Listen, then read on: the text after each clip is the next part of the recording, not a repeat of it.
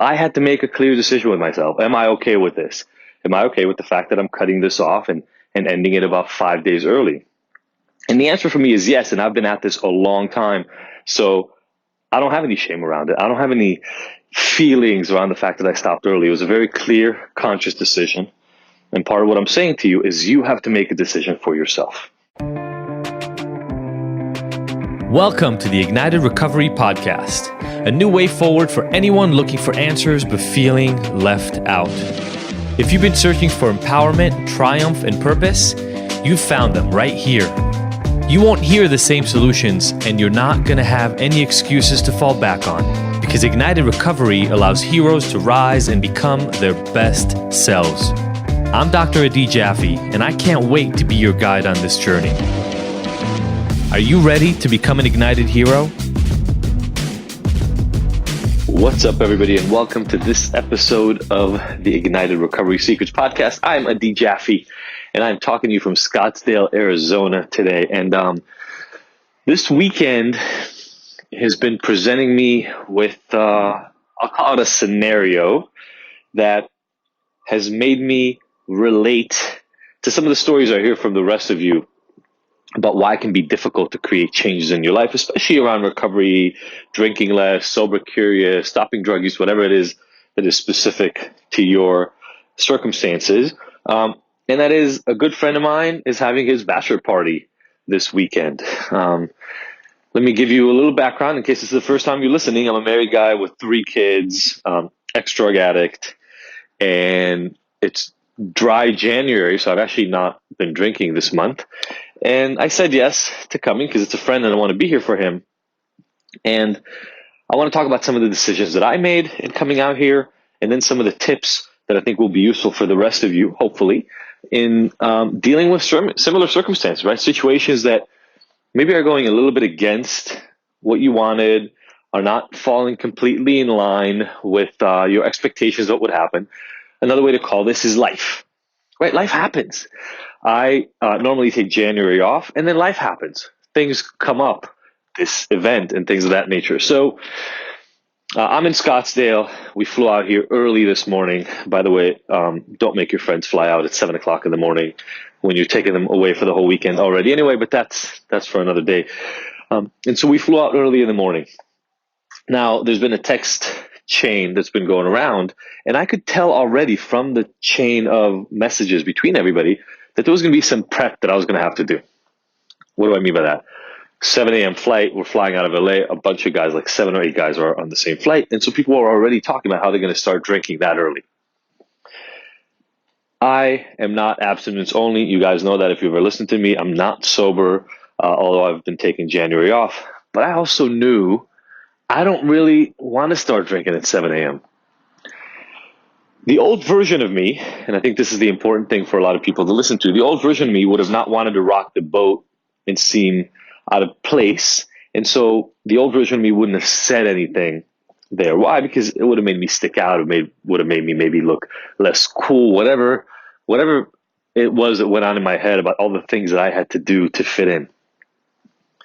But because I knew that that's not something I wanted to do, I've learned something in life. And this is the first tip I'm going to give you here today. And that is preempt the battle. Like, prepare ahead of time and make whatever plans, whatever statements you need to make so that you don't get put in the most awkward situation ever. How did I do that in this situation? 2 different things. First of all, I said right off the bat in the early kind of text messaging, because I don't know these guys, I've never met them. And so it's also the time that I'm going to feel the least awkward around these people, right? It's just not the alcohol, the drinks are not being presented in the moment. They're just people talking about drinking in the future. And I said right off the bat, yeah, I'm definitely not going to start drinking at 7 a.m. I already put it out there before we get on the plane, before we even meet, that that's just not my cup of tea. That's number one. Don't wait until the moment to make the declaration that you're not going to be part of the group. It's going to feel awkward. Say it way in advance if there's an opportunity to do that. It's almost like, sometimes when you fly, let's say if you're a vegetarian, you eat kosher meals or whatever, you're gluten-free, you order your meals for the plane ahead of time so that they're prepared. Think about it in the same way. So that's number one. Number 2, and this one I'm actually even more excited about, I set up a few meetings for me in the first half, actually all the way up to like 5, 6 p.m. of the first day. Why? Because I know myself. And the responsible version of myself, the one that's not trying to get away with anything, the one that's not trying to kind of escape any part of my life, likes the things that I do in meetings. So, for instance, I met with Busy Gold. There's going to be some announcements about what that meeting was about here in the next couple of weeks. But we met for lunch. We sat around, we talked about some things we're going to do in the future. I'm recording this with you guys right now, and then I'm going to have a phone call in a couple of hours. All those things were things that I set up on purpose because I knew that if I set them up, it'll reduce the probability, along with the fact that I told everybody that I'm not looking to start drinking early. It'll reduce the probability that I'm going to get in trouble.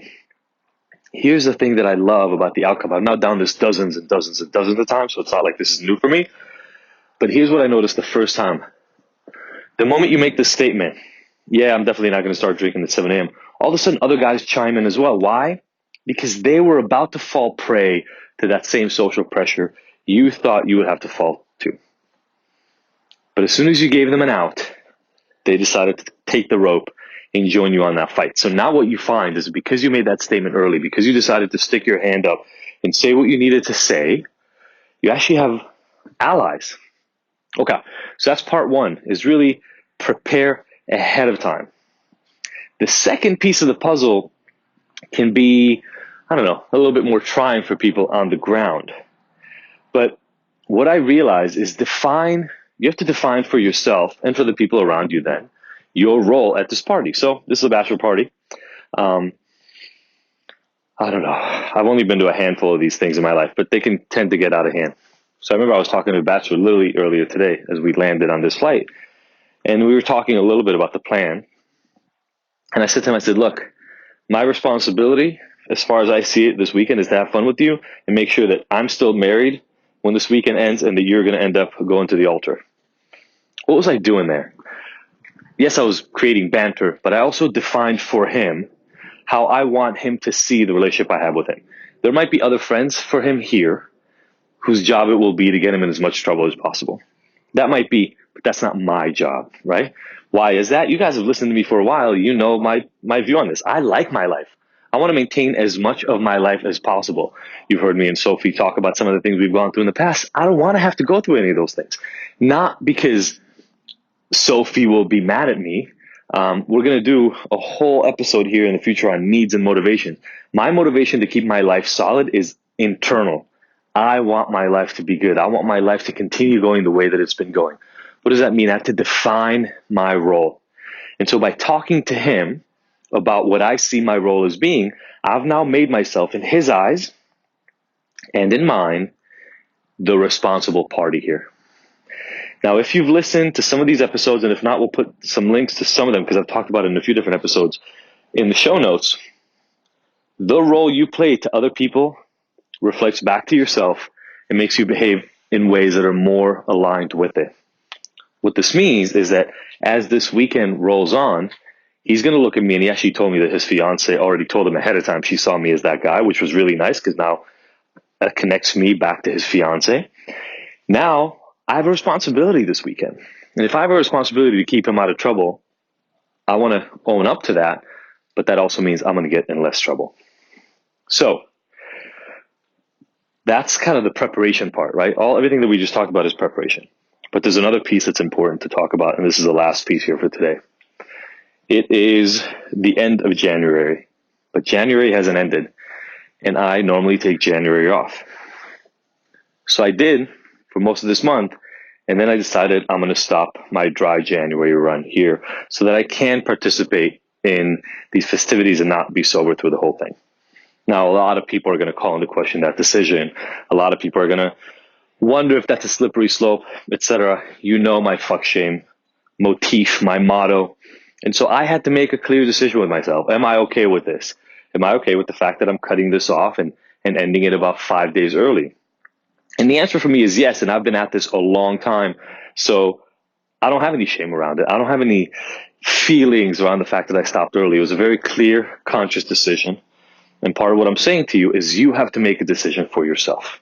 So those preparation pieces that we talked about early, both in terms of the statements, what you say coming out of your mouth, in terms of the activities and the appointments and whatever responsibilities you set for yourself. And lastly, in terms of the role that you play, all those things have to set up the expectation of how it is you will behave. And then you have to make sure that you set them up in a way that actually coincides with a way that's not going to make you feel like shit, right? Like if I came here and decided not to drink, I would have to be okay with that decision and not feel weird and out of sorts and kind of lone man out throughout the weekend. I came here and decided that I was going to drink. I also have to be okay with that decision, because if at any point in the middle I feel like that's a problem, it's my job to take responsibility and to stop drinking immediately. So plan, both in terms of what you say and in terms of actual behaviors and things you have to do. Define a role for yourself and share that with other people. And then finally, make peace and be okay with the decisions you made, and feel free to change them at any point in time. I've found many, many times in my life now that this allows me some flexibility while at the same time making me accountable and making sure that I feel good about the decisions I'm making every day. I also have an ace up my sleeve, which is nice. You've heard us, Sophie and I, talk about this a lot, which is I've got Sophie. So I get to be honest with another person in my life in terms of how I feel about all the decisions I made. So if I have some weird feelings about it, if I'm feeling anxious or uncomfortable, I get to run it through her, see how she responds to it, and then move forward.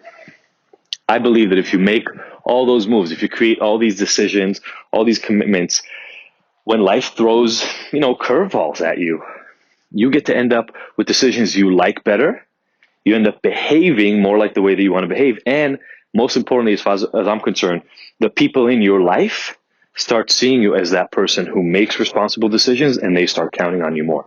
And to me, the biggest proof of that was that when I was talking to my friend who's having his bachelor party here about what I saw as his role, he told me that his fiance already told him to talk to me because she knew that I was going to be the responsible guy.